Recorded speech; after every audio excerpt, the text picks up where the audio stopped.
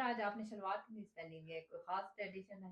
آج اصل میں نا فرائیڈے ہے، اور فرائیڈے کو ہی میں پہنتا ہوں شلوار قمیض، یا عید والے دن پہنتا ہوں یا فرائیڈے والے دن. اس کے علاوہ کبھی بھی آپ مجھے شلوار قمیض میں نہیں دیکھیں گے، پینٹ شرٹ میں دیکھیں گے ہمیشہ.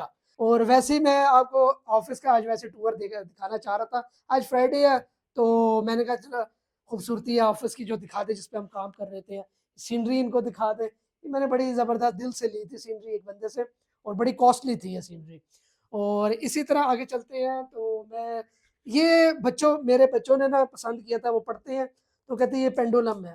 تو اب ہم نے پڑھا تو ہے لیکن اب یاد نہیں ہے پینڈولم کیا تھا، فزکس میں پڑھا تھا. آپ لوگ کمنٹس میں بھی دیکھ سکتے ہیں. اور اچھا یہ باکس آج ادھر پڑا ہوا ہے ورنہ وہ میں ادھر رکھتا ہوں.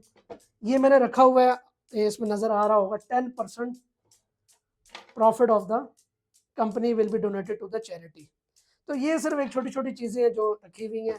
آپ نے اگر کوئی بکنگ کروانی ہو یا کچھ بھی کروانا ہو، آپ بلا جھجک ٹرسٹ کر سکتے ہیں.